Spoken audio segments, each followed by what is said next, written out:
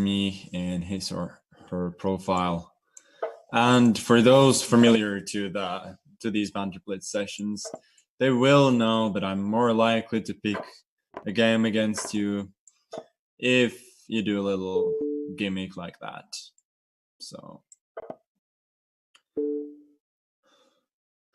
this decision of my opponent surprised me a little bit, because usually you would not just exchange that bishop unprovoked. But naturally my opponent has a very solid position still.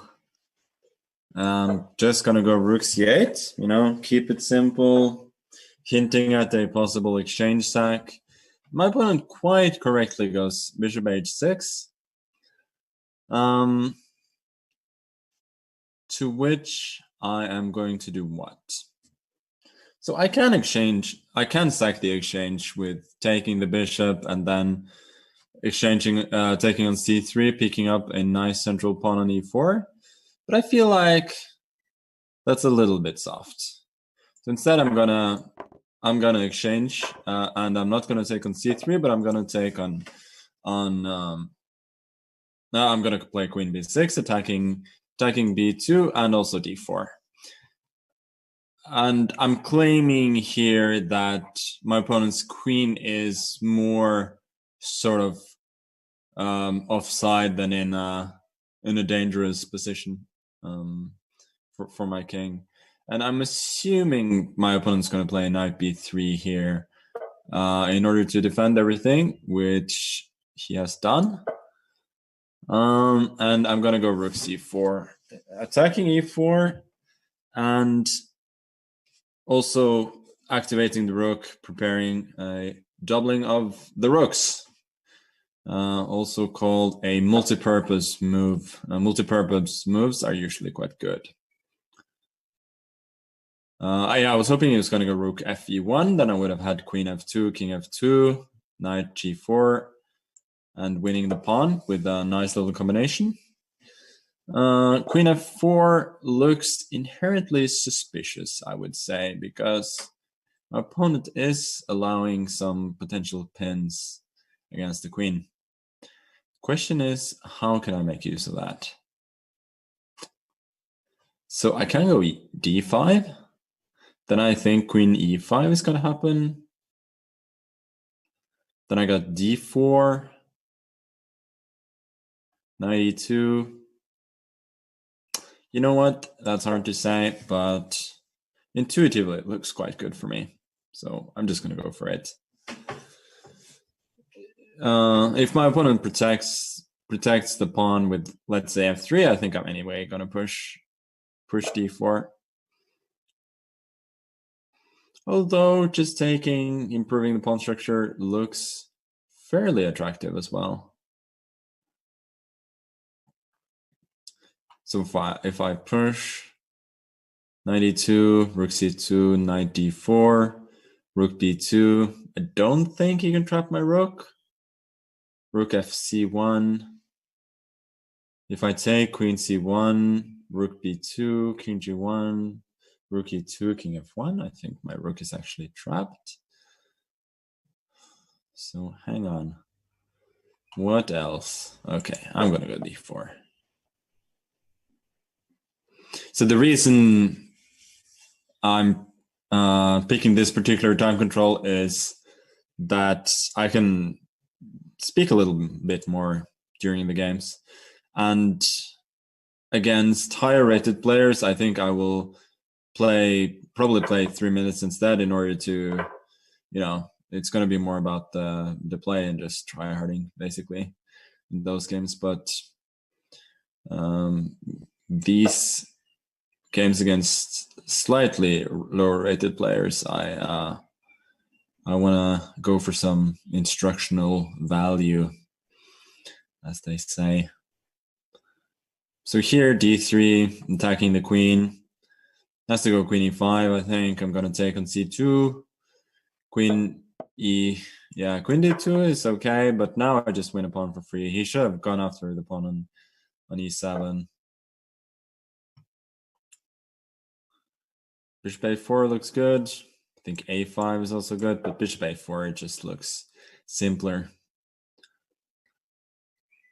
Just they're just gonna chop off that knight, and I think my c2 pawn is gonna win the day. It has to be said that my opponent has not played a bad game here by any means.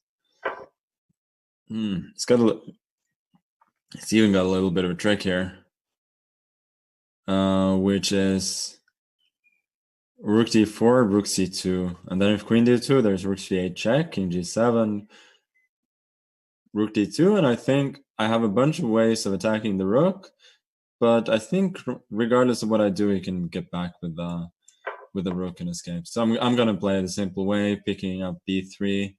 I'm gonna pick up b2 probably later on, and that's gonna be 3 connected pass pawns with very little counterplay. And I think that's gonna be it, basically. Rook f1 is forced, I guess. I'm gonna go rook d4, intending some more nastiness with queen takes c1. He actually should have gone rook c2 there. So in case I go rook c2, then he has queen b8, king g7, queen e5.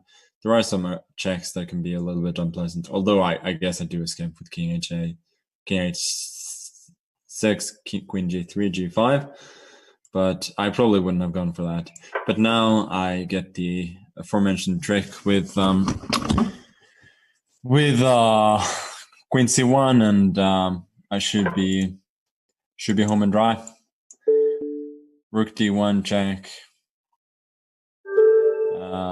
and queen e1. There was rook e1, and everything falls.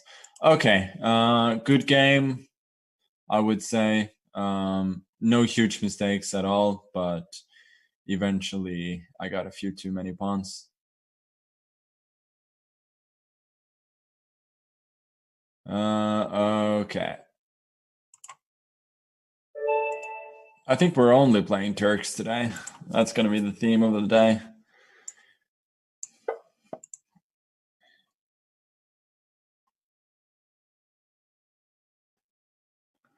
Mahmoud Donal, the Turkish Donald Trump. I think that's what they call my opponent. So I'm just going to go for classical d4, c4, knight f3. Probably going to see some kind of queen's gambit. Basically my main repertoire. Just playing my main stuff. See what it's got. So castles, it is a little bit unusual there, especially connected with c6. I think when you go for c6, you don't really want to have the bishop on b4 for whatever reason. Those moves don't connect well, and I think one of the reasons is that bishop b4 is an active move that needs to be followed up actively with c5 counterplay. And once you go for c6, I think the bishop is generally better off on e7 or d6, because here it's really not hitting anything. Basically, whenever he would chop off my knight on c3, then that would just improve my pawn structure with bc, or in this case rook c3, just giving up a knight for a bishop. And there's also this pin from the bishop on g5 to the queen on d8, and you really would like to see the bishop break that pin. So I think in my opponent's shoes, I would definitely recommend bishop e7, which he has done. So I would say to that move, nicely done. That was a good move. So I'm going to go for something that might look a little counterintuitive here, which is just to exchange an f6. The idea, though, is either after knight f6 or also bishop f6, I want to go knight to e4 and try and clamp down on the c5 square. It may have been more accurate though. It may have been more accurate to play queen c2 first, hitting h7, forcing g6 or h6, and then playing knight e4. So queen c7 is in general a decent move, but I think as an experienced player, you will learn that putting the queen into the X-ray of an opponent's rook is usually a bad idea. Obviously, there are going to be a bunch of exceptions, but generally, you're not going to be very successful with that. And in this case, he just lost the pawn. And yeah, knight e5, there's queen b6, and then c5 is going to come, and he's going to free his game just a tad. So let me try and play a little bit more accurately. Now, in case of queen b6, I have other alternatives like queen b3 and also queen c2, further clamping down on c5. I can also go I can also go b4. No, I cannot do that because b4 would run into queen b4, take it, rook b1, and queen e7. So it goes queen e7 immediately, which I have to say is an excellent move. Yeah, it's a really good move. Intending c5, and in case of c5, he would still be a pawn down, but he has considerably, if that were to happen, he has considerably improved his prospects. So I'm going to go for something a little bit unusual here, which is rook c5. And in case of knight e4, knight d7, I'm just going to go rook a5, attack that pawn, and hopefully gain some time. And for me, it's all about clamping down on c6. That is both a weak pawn, and it's also holding back his bishop on b7. If I can clamp down on that, I have a winning position. Otherwise, I probably don't have much of an advantage at all. So I think he played this mistakenly. He went for bishop a6, and now c6 is just hanging. And although it is said that by losing one of your weak pawns, you always get some activity for your pieces, I think in this case the activity is going to be quite short-lived. Queen a4, and I'm asking him really, where is he going to put his bishop? On d3, it's going to be hit by knight e5. If bishop b7, there would be a queen a7 with a pin.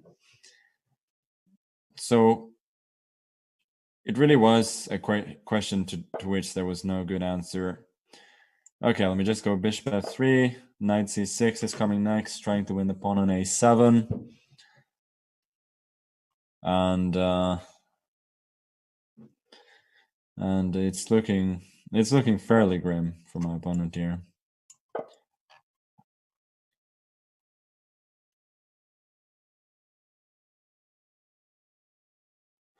But as I said in the previous game, like, my opponent is not making major mistakes at all.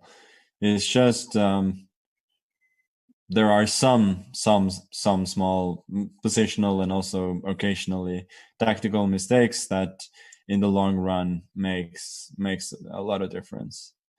So I could go queen c5, but I actually rather like queen e7. Just actually smothering his queen, as far as I can see, forcing a queen exchange. And then that's going to be 3 pawns up, 2 of them passed. Sorry, 2 of them connected passers. I'm going to take, I should have gone king h7, but it doesn't really matter much. Now rook c8 next is the threat. Just forcing off more pieces from the board. And, you know, when you're a lot of material up, just thinning the field. It's a good idea. Just thinning the field and win with as little effort as possible, right? That's what you want to do. So the pawns go marching on. Knight d6. Let me just calculate. King f8. b5, king e7. I can go for the pawn ending with b6, but is that really instructive though?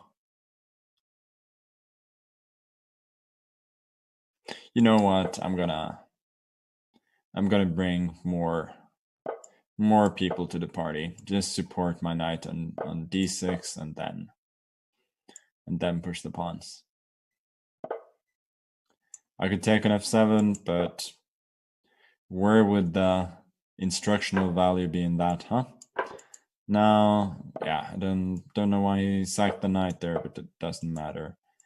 Doesn't matter in the slightest. Okay, yeah, at the end, obviously, knight up, and his king is tied down, completely winning. Good game from my opponent, but as you can see, I'm not taking any prisoners so far against these lower rated players. I just wanna talk, but I also want to win.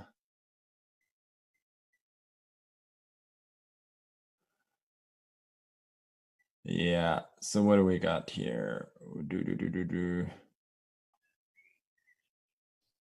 Okay, let's play 3-minute game. It's another bait, Norwegian, from my he has the avatar from my favorite Norwegian football club, Stabæk, which is surely is an effort to bait me into playing him, but in that case, well done. E3.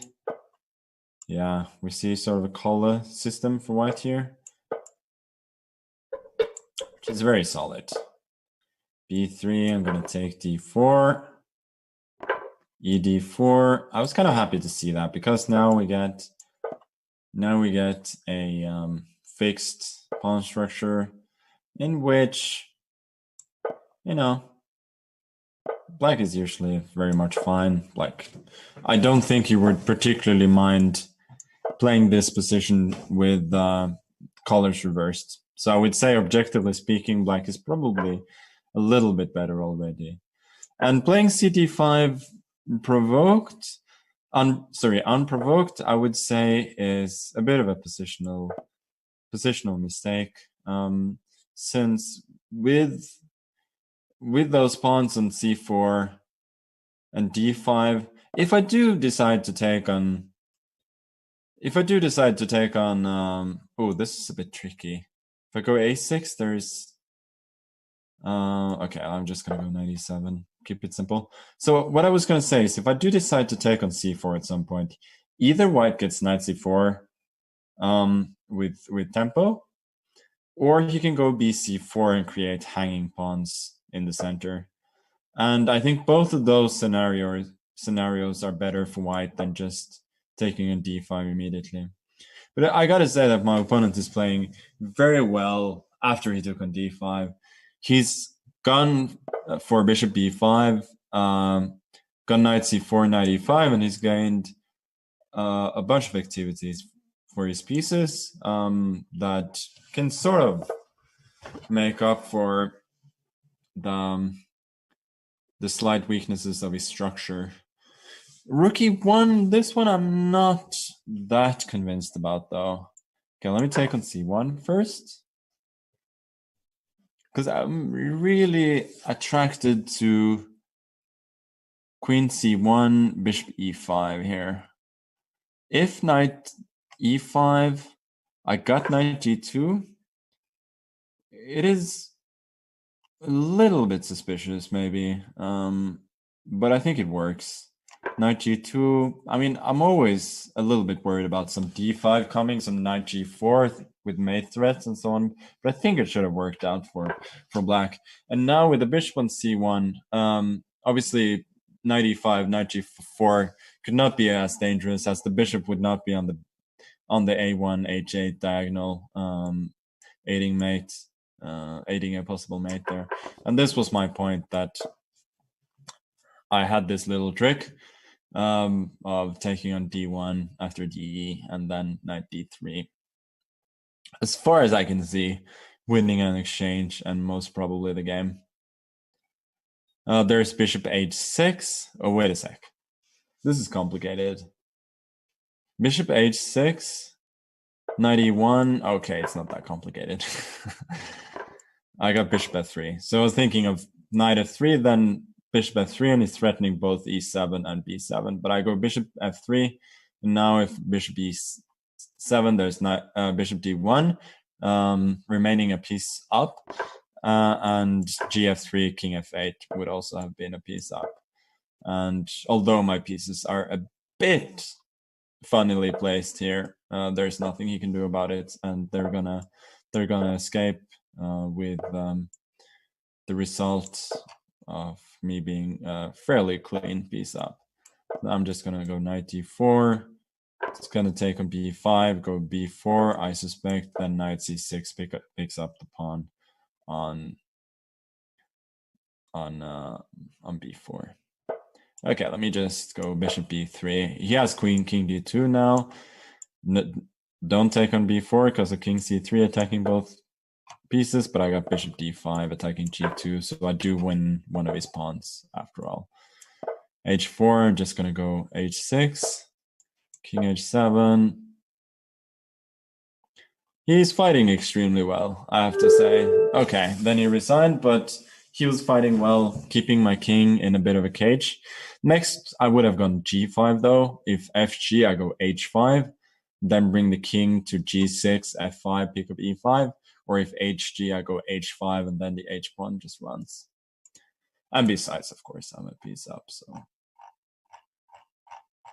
it's all fine.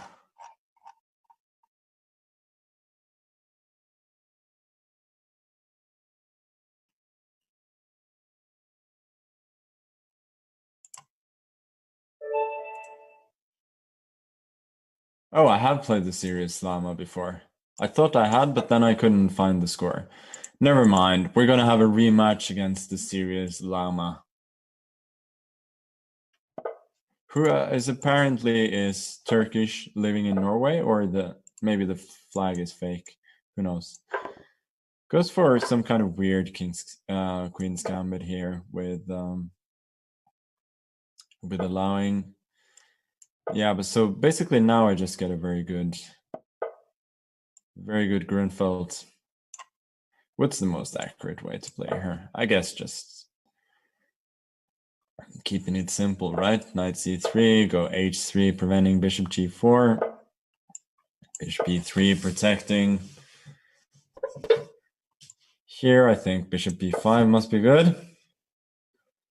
I'm trying to make him make exactly this move, bishop d7, and once he goes a6, I'm happy just to drop the bishop back. And I think a6 is not a useful move at all, because as you can see now, the knight on b6 is really, really soft, which is, I think, gonna cost him some serious headaches here. For instance, you would love to play knight c6 as black here, but yeah, and this is exactly what he's missed. That now, because I provoked a6 earlier on, his bishop on his knight on b6, and then the bishop on d7 just fell because there was no pawn on a7 protecting the knight on b6.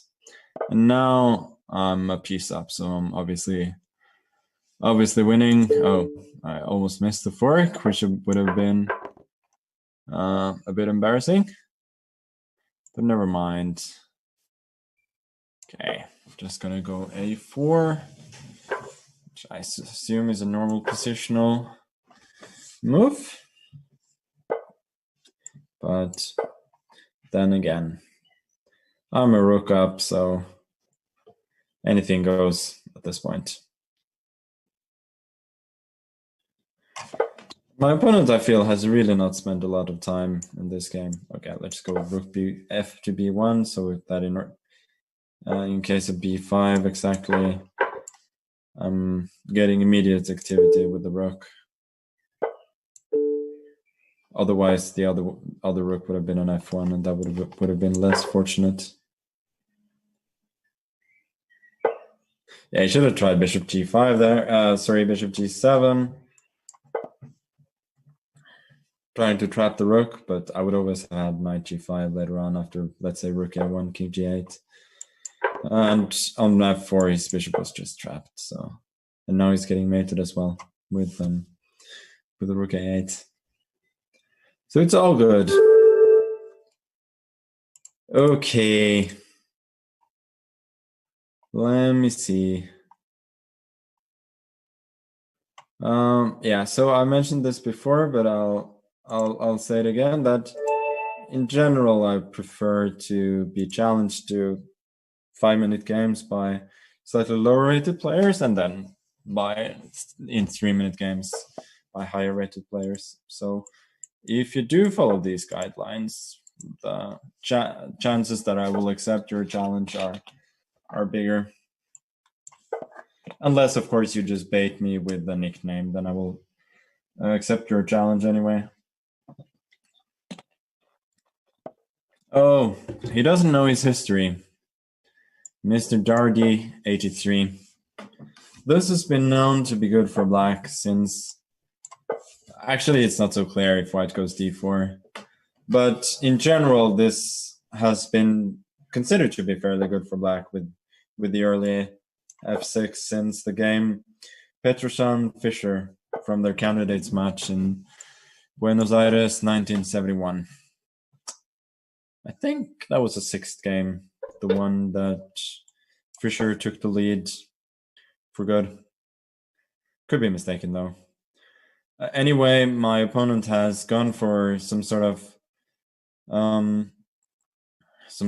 don't know, King's Indian, Queen's Indian, double fianchetto, strange hybrid. But I got a huge center here, and d4 I'm not worried about because I'm just going to go e4 and then f5, keeping a very, very solid grip over the center.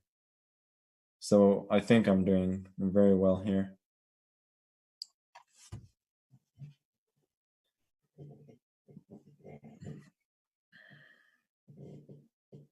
So I think after queen d7, it was more appropriate just to go for d3, because I feel that it's simply going to be too hard for my opponent to challenge my center here, and then I'm just going to be left with the dominating position. So c4 is obviously logical, but I don't think there's enough. Like knight c3, I just go bishop b7, I guess.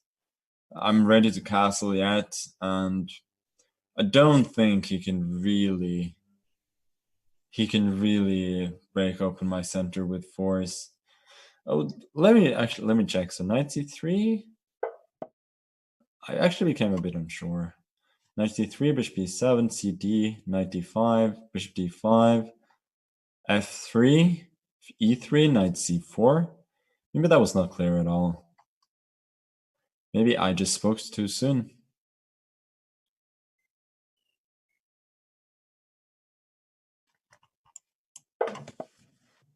Could have gone knight b4 there, but I was not in the mood for any sort of shenanigans. Just keeping it simple.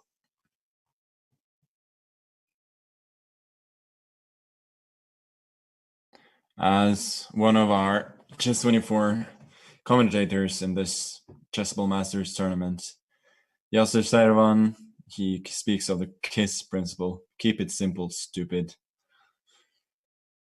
I like to follow that sometimes.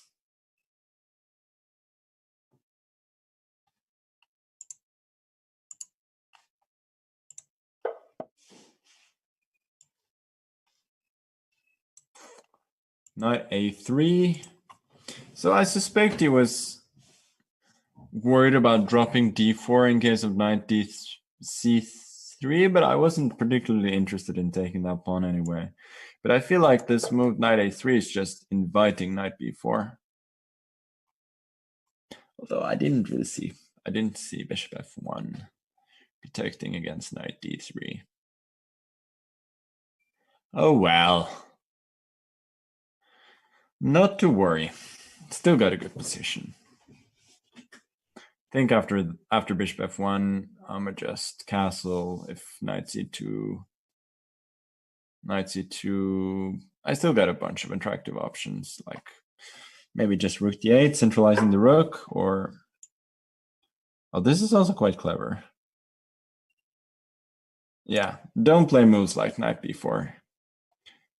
Keep it simple, stupid. Because now knight c4 is an issue for me. Knight d3 and then knight e5. Oh, I can go. Yeah, I can go knight b2 there, but I'm not thrilled about it.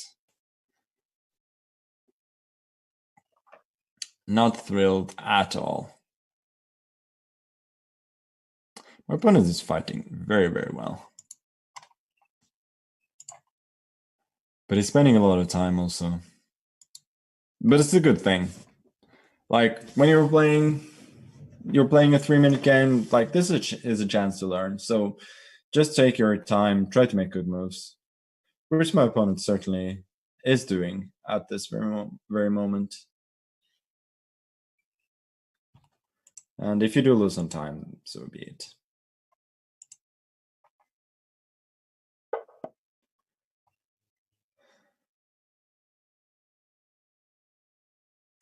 Okay. Do I take on b2? Yeah, I guess so.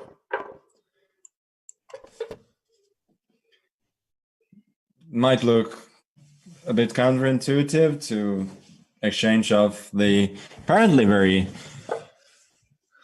passive bishop on b2, but I just think that his pawn on d4 is very, very weak now, and also in general,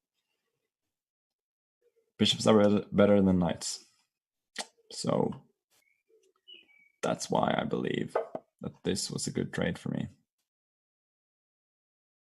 Knight e5 is a good move. I'm just going to go queen e6. What I don't like about queen e6 is that I cannot now longer drop the bishop back with to e6 in order to try and pick up that pawn. Okay, now I'm just going to simplify a little bit and just get that pawn while I still can. And bishop c5. bc4 was a very logical move, but I think a massive mistake. This bishop c5 exploiting the pin on the d file. And then his knight on e5 was, I think, inevitably going to be lost.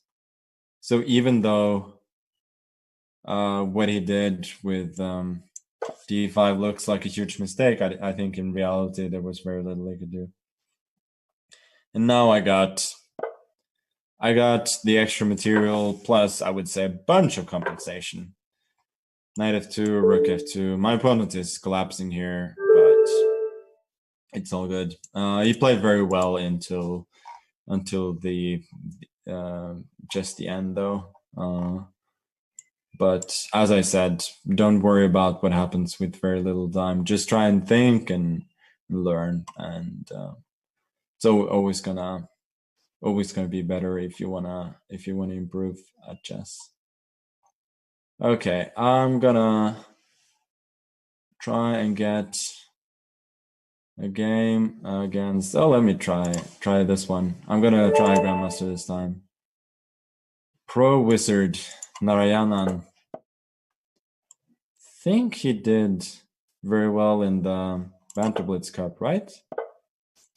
That was not a different Narayanan, but I think it was the Pro Wizard. So we're playing a 3-minute game. Gonna play like Harana did against me, albeit quite unsuccessfully. Maybe I have some improvements.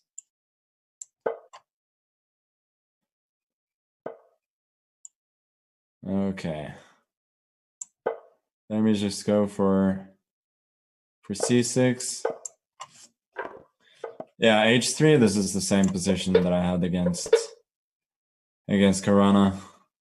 But I actually went queen b3. In clutch chess, I went for queen c2, but then in the Chessable Masters, I went for queen.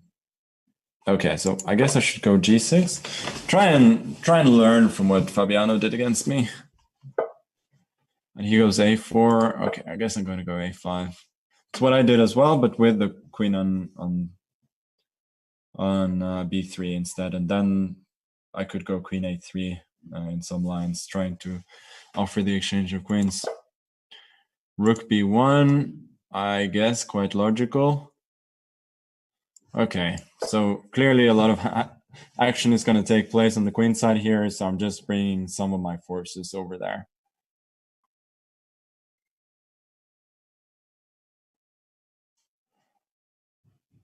But obviously, rook b8 doesn't make a whole lot of sense unless my opponent's going to go b4 at some point, but I assume he is.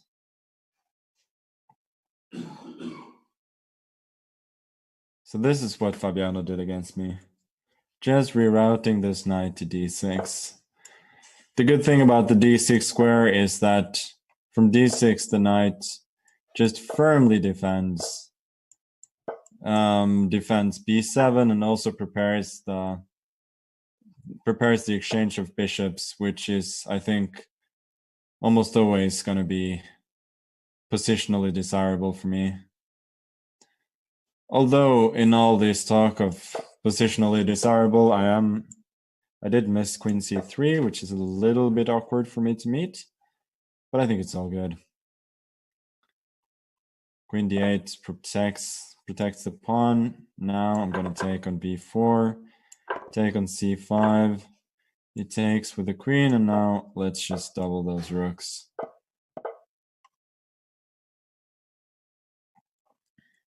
Should play b5 while I have the chance, no? Yeah, I think so. Now I should put the queen somewhere, or should I go for the...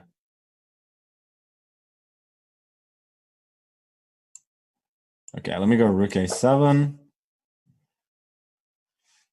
I was considering queen a8, but I think rook a7, a better purpose of that move is just to go knight c4 next, preventing the potential fork with knight b7. My opponent is playing really well here. He could have gone knight b3 to simplify. Didn't do that, so I'm going to go queen a8 finally, trying to keep some of that tension. Oh, e4. That's interesting. I'm going to take it. Queen c3.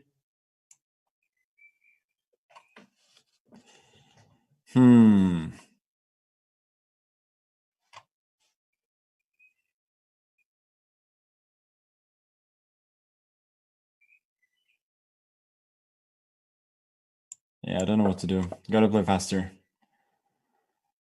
Please stepping out of that diagonal. Now I just take this and hope for the best. Take a4, and I always got some rook a3 moves, also some queen a5 maybe. Now I think queen a5.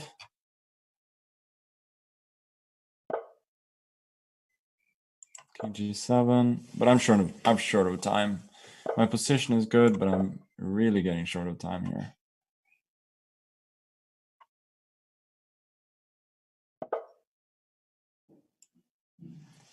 Oh, that's an annoying move.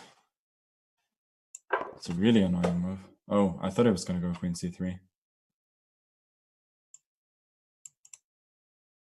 How do I keep any pawns here? No, I don't have time for this.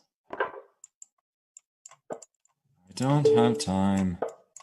Queen c3, that was a little bit helpful.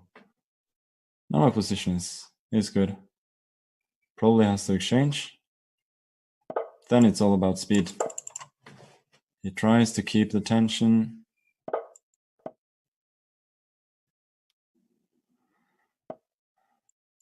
Knight d4, push, push, push. d2. I think b4 almost certainly coming next.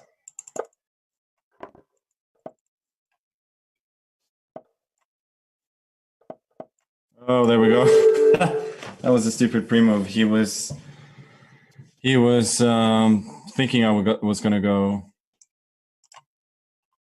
queen d4. But queen g5, I was mating in a few moves there, but not sure I would have made it in time if he'd just managed to come up with one surprise.